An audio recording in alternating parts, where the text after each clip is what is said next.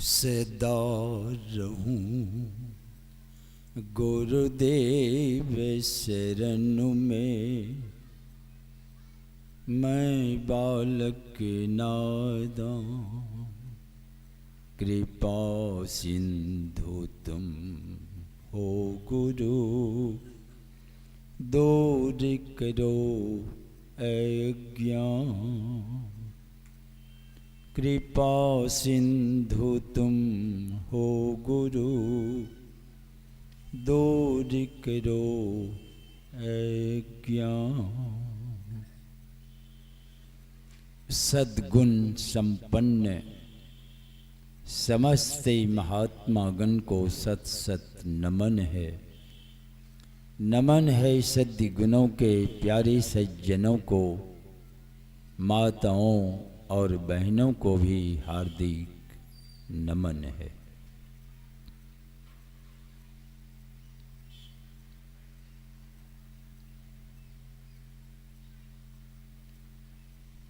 अभी हम सब लोग बहुत देर से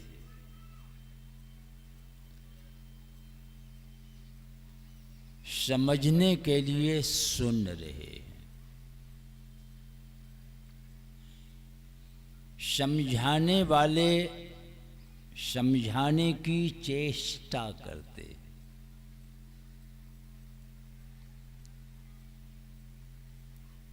पर अरबों वर्ष बीत गए। अरबों अरब लोग आएश धरातल पर। इन अरबों लोगों में लाखों लाख लोग हुए हैं समझाने वाले, और ये सब के सब क्या बोले हैं। सब के सब यही बोले कि बोलने में नहीं आता है। देख लीजिए, बोलने में जब आता नहीं है तब बोलते क्यों चले गए। संत कबीर साहब भी खड़े हो गए, बोलने लगे। क्या बोलते हैं कि जैसा मैं बोल रहा हूं ना वैसा नहीं है। अब सोच लीजिए आप क्या कह रहे हैं। जैसा मैं कह रहा हूं वैसा नहीं है। तो एक भक्त खड़े हो गए, कहा जब कहने में नहीं आता तो चुपचाप रहिए।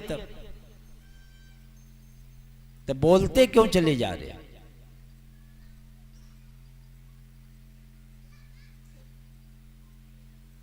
जब बोलने में नहीं आता है, आप गए दिल्ली और आप लौटे हैं, अब किन्हीं को समझाने लगे।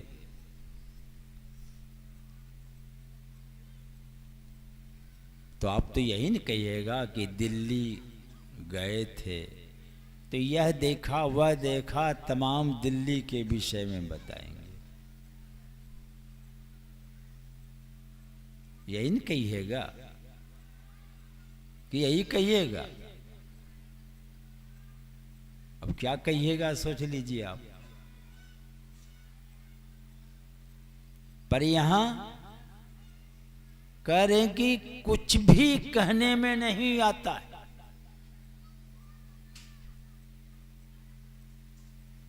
तो कहा चुप रहिए, तो चुप हो गए। बड़ी अद्भुत बात कबीर साहब रखते हैं कि कहत सुनत सुख उपजे। कहने और सुनने वाले के बीच में सुख उपजता है। यही उपजाने सब बैठे हैं, सुख उपज जाए जीवन में। मगर सुख क्या उपजेगा। इतने लोग बैठे हैं, क्या उपज रहा है आपके अंदर। दुख के अलावे कुछ उपजा है अब तक। आशा में है, ये करेंगे तो सुखी हो जाएंगे, वो करेंगे सुखी हो जाएंगे, ऐसा करेंगे सुखी हो जाएंगे। और ऐसा वैसा करते करते जैसा चले गए झक मार के।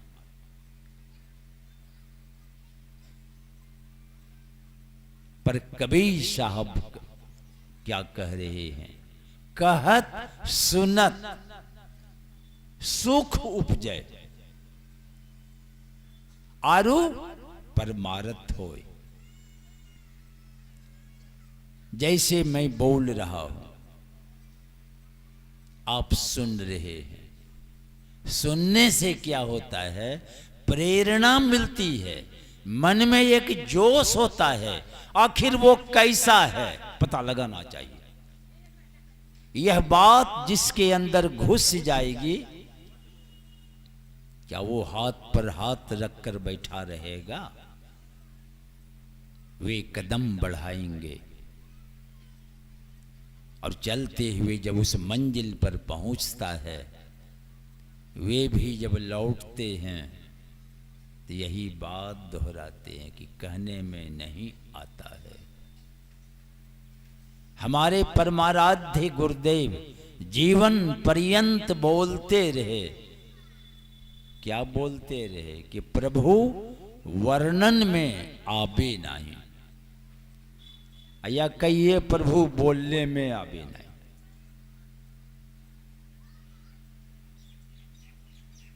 तो ये परमात्मा बोलने में आता नहीं है। कोई उपमा नहीं है कह दूं किसी तरह का है, इसलिए उनको अनुपमेय कहा गया। उनके समान कुछ है ही नहीं जो आप कह दें कि ठीक इसी तरह। जब उसी तरह है तो एक ये भी हो गया, एक वो भी हो गया, दो हो जाएगा कि नहीं? एक राजा पहुंचे एक महात्मा के पास।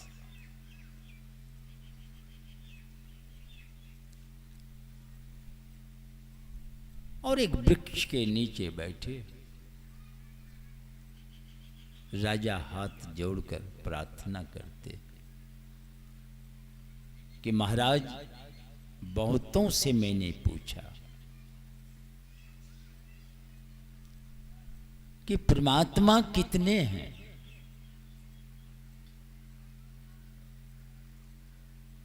कितने हैं परमात्मा, और है तो मिलते कैसे, और वो परमात्मा करता क्या है?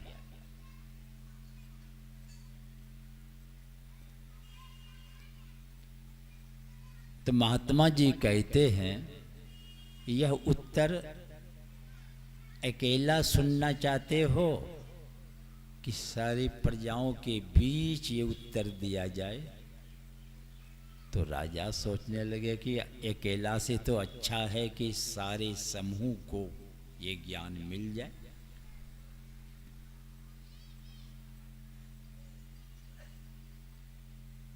तो कहा इसकी व्यवस्था करो।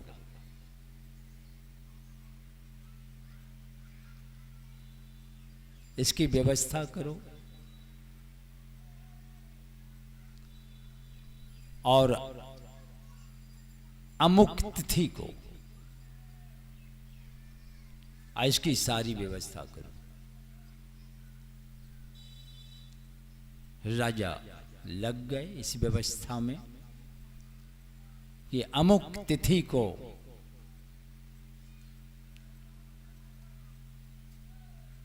सारी प्रजा जितने हैं सब एकत्रित यहां होंगे।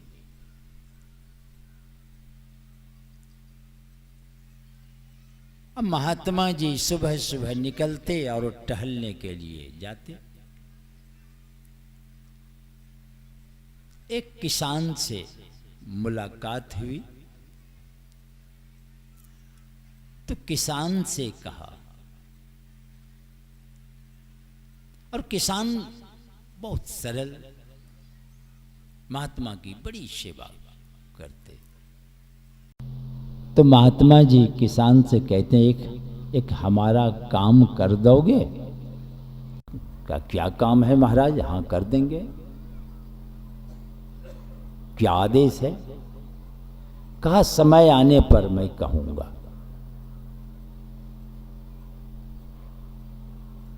जब वो तिथि आ गई, अब 2-3 दिन बाकी है, उत्तर देना है लोगों के बीच, तो महात्मा जी उस किसान से कहते हैं कि हम कल कहेंगे तुमसे क्या करना है।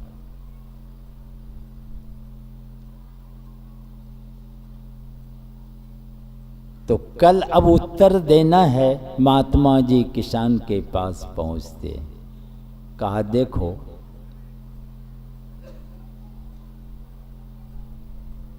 तुम साधु बनो, अब मैं गृहस्थ बनता हूं। कहा ये क्या कहते हैं महाराज, ये आप क्या कह रहे हैं, हम साधु बनेंगे और आप किसान बनिएगा, गृहस्थ।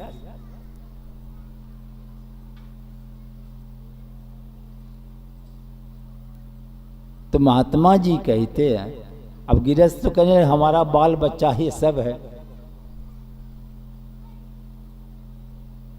तो महात्मा जी कहते हैं कि साधु होने के लिए मैं नहीं कह रहा हूं, साधु बनने के लिए कह रहा हूं।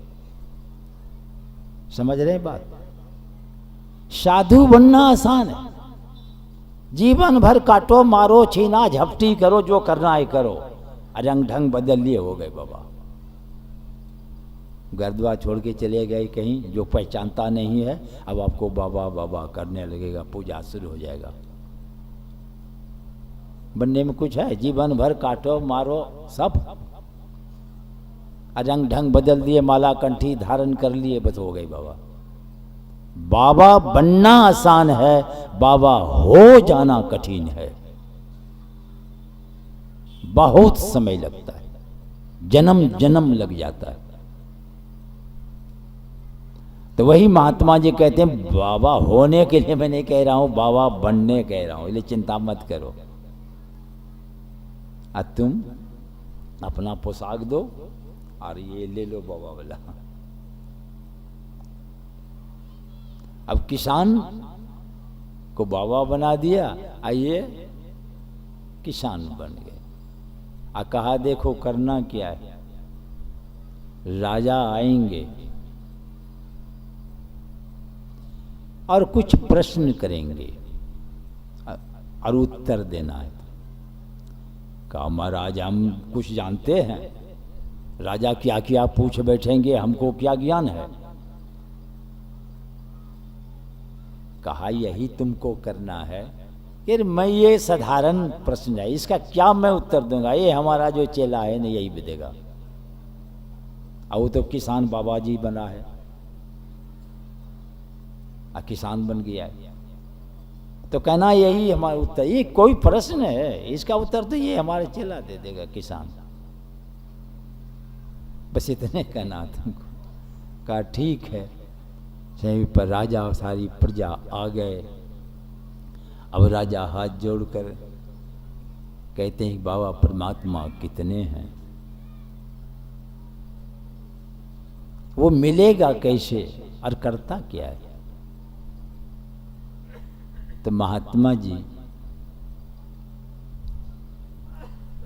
पूछ रहे हैं तो भीतर से क्या है। तो कहते हैं ये कोई प्रश्न है, ये तो एकदम साधारण प्रश्न है, मैं इसका क्या उत्तर दूं। ये तो ये हमारा देखो चेला है, ये किसान, ये उत्तर देगा। कहा ये उत्तर देगा तो आप पूछ लीजिए ना।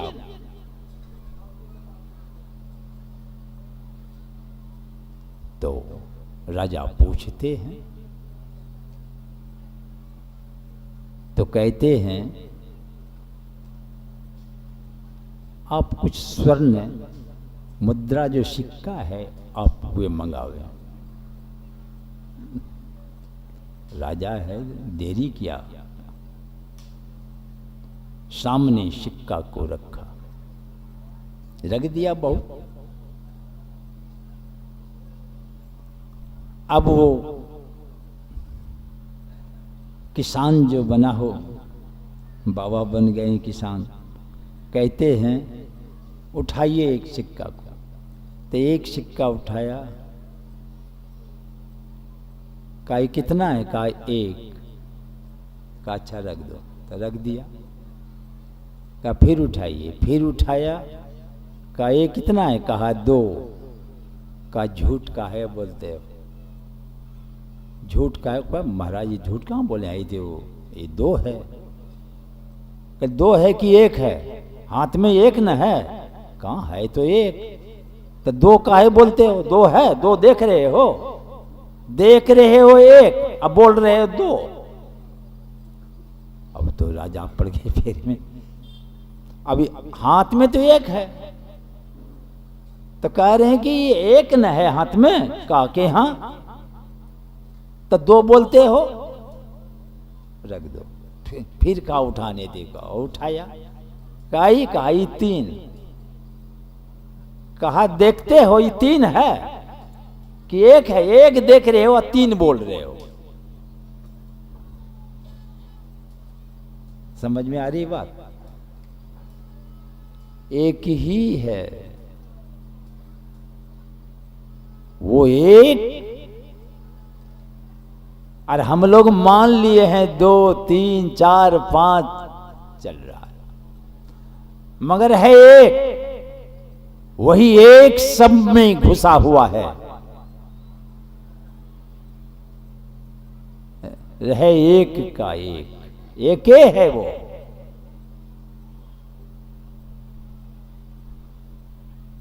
राजा और सारी प्रजा इस उत्तर सुन के बड़े ही प्रसन्न हो गए।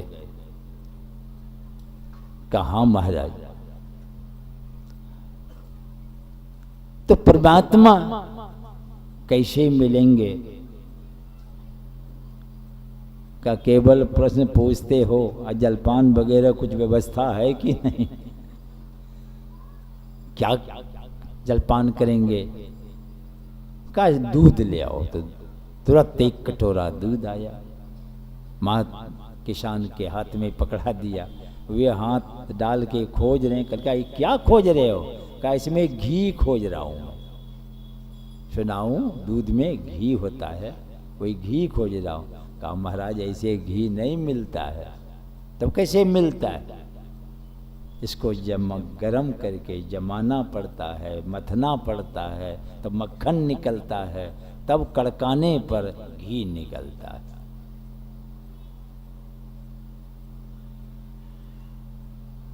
तो कहते कि महाराज उसी तरह परमात्मा जैसे दूध के कन कन में घी है, देखने में नहीं आता है, वैसे ही सृष्टि के कन कन में परमात्मा है, पर देखने में नहीं आता है। तो जैसे घी निकालने के लिए दूध के मथन से घी निकलता है, जतन से निकलता है, उसी तरह पार ब्रह्म ले निहारा परमात्मा को ध्यान की मथानी से मथना पड़ता है, तो परमात्मा का दर्शन होता है। जैसे इसको मथ करके मक्खन निकाल के घी निकलता है, उसी तरह ध्यान के लगन से पार ब्रह्म को देखा जाता है। बड़ी प्रसन्न हो गए। कहा परमात्मा करता क्या है? कहा कि गुरु बन के पूछ रहे हो कि शिष्य बन करके? अब तो राजा सोचने लगा। कहा नहीं महाराज, हम शिष्य बन के पूछ रहा हूं। कहा कमाल शिष्य हो, एक कमाल शिष्य हो, तुम सिंहासन तख्त पर बैठे हो और हम गुरु नीचे खड़ा। तुरंत सिंहासन से उतर गए, गुरु जी को सिंहासन पर बैठा दिए। कहा अब बताइए महाराज, का यही करता है परमात्मा, ऊपर वाले को नीचे, नीचे वाले को ऊपर।